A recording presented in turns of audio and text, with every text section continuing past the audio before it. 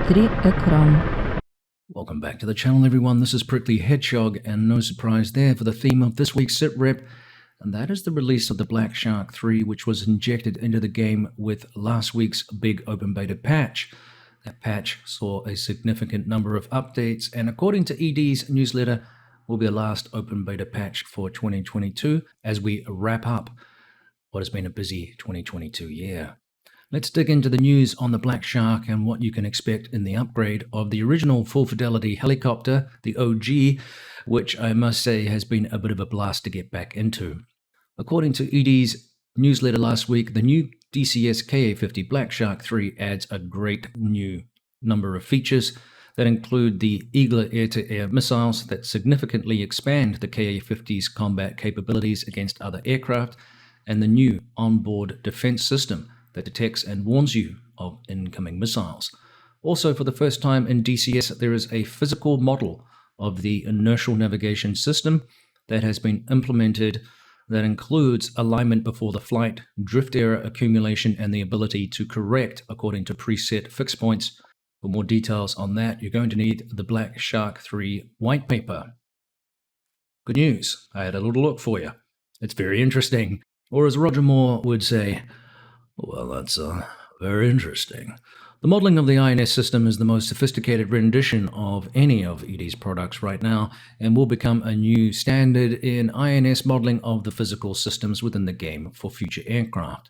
The INS uses gyroscopic heading, inertial velocities, and coordinates calculated from the INS, as well as Doppler velocities from the Doppler system and airspeed data from the air data system. INS systems use the Kalman filter to calculate three-axis coordinates, velocity, heading, drift angle, and wind speed. The filter is an algorithm which helps the aircraft navigate and orientate itself even if one or more sensors was to fail with the help of other data. The aircraft also uses four dead reckoning modes: inertial Doppler, inertial, course Doppler, and air course, the first inertial Doppler being the most accurate. Despite all of this, extended periods of flying can lead to creeping inaccuracies, and it may be necessary for the pilot to conduct in-flight correction through fixed point targeting or flyby methods.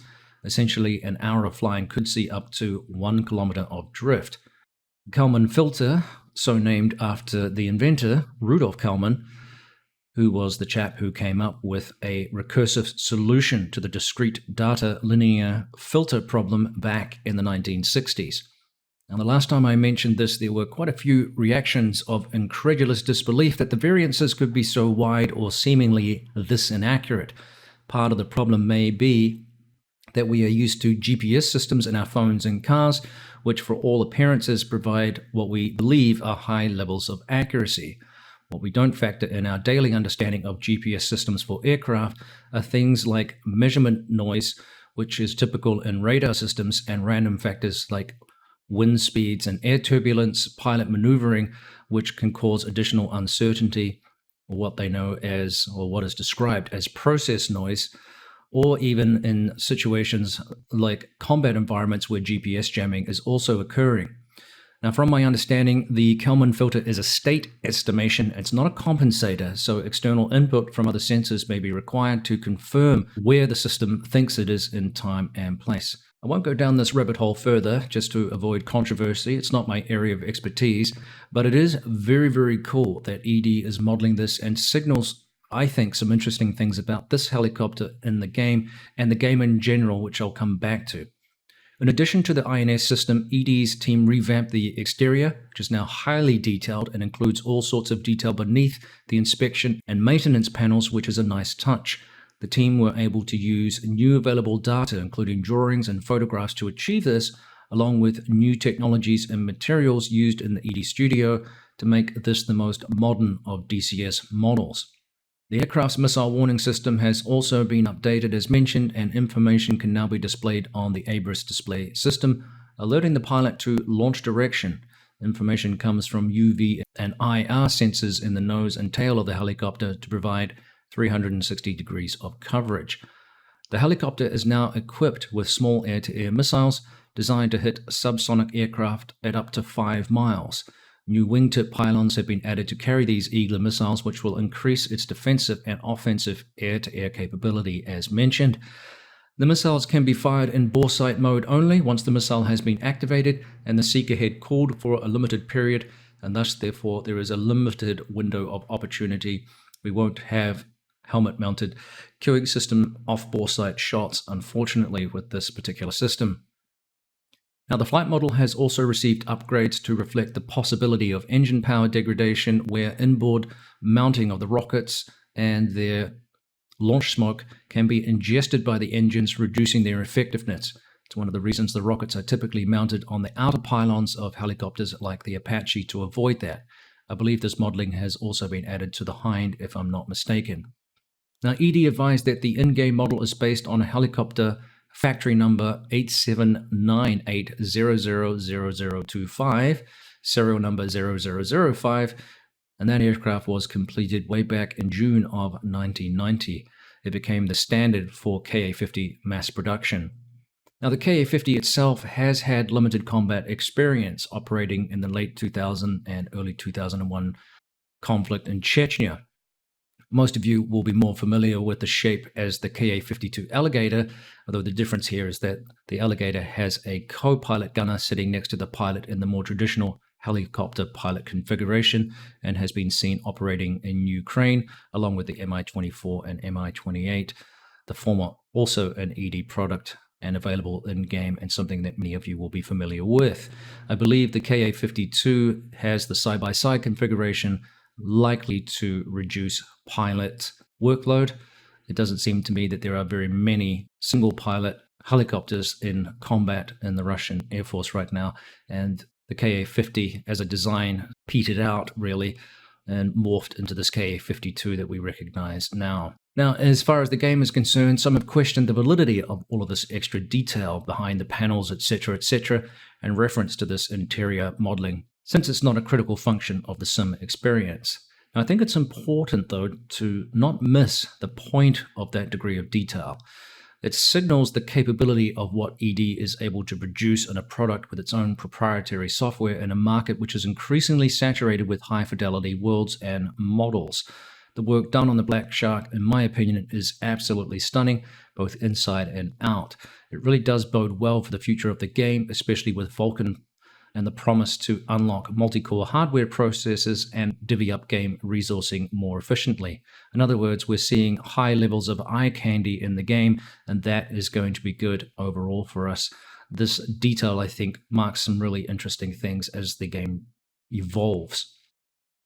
As you can tell, overall, I'm highly impressed with the work on the helicopter, and it's got me back into exploring an old favorite, which I really never found the time to master at the time it came out. Let me know what you think in the comment section below of the Black Shark 3, and if you're interested in picking it up, why or why not, and maybe we'll see you out there on the battlefield.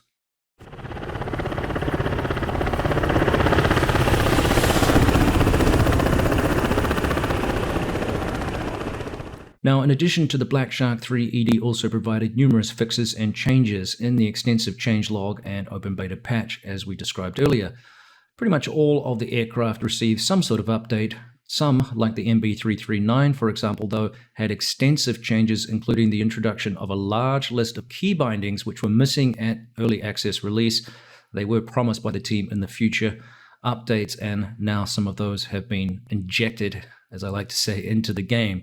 I won't go through the list of changes in the changelog, it's too extensive, but it's also worth noting that in addition to the MB339 changes, there were updates to the Viggen by Heatblur Simulations, which now has upgrades to the exterior model and the wing vapes, and also cold and dark parked F-14s have wheel chock. The changes are both comprehensive and relatively simple, but all of them add to the immersion factor that we're looking for in the game. One big change was the perf page to the Apache, which we talked about last week, and there is a video on its functionality if you're looking for more information. That helicopter also received some new liveries. Sticking with helicopters, Petrovich for the Hind will now keep his eyes peeled for external threats when he's not busy, of course, with other tasks, among many other important updates, including lighting tweaks to the Persian Gulf, which are ongoing, and the South Atlantic maps as well.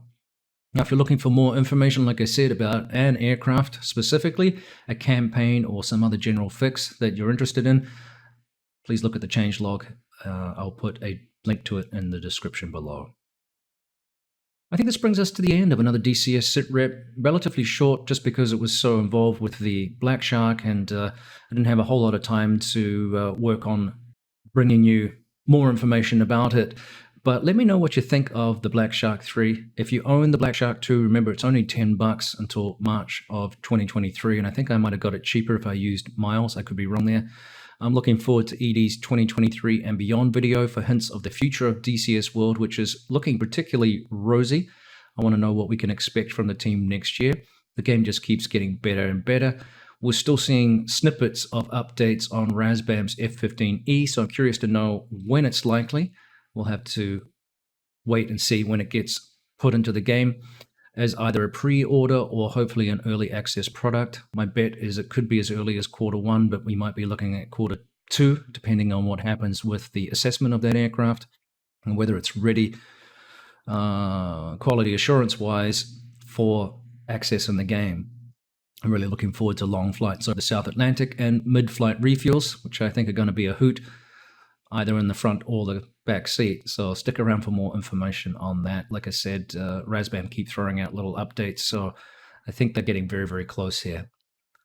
Well, that brings us, like I said, to an end. Don't forget to like and subscribe to the channel if you've enjoyed today's video. We got close to the 10,000 subscribers mark. We've still got a week or so left of the year. So if you are interested in helping the channel chug along and provide me with more support for producing more videos of this nature, like I said, do hit that like button, do hit the subscribe button, and don't forget to share and comment. I'll be taking a little break over the holiday period to focus on some home projects and catch up with family, among other things. But stay tuned for the odd video where time allows. Take care. We'll see you next time. Carry on flying. This is it for this week's DCS SITREP.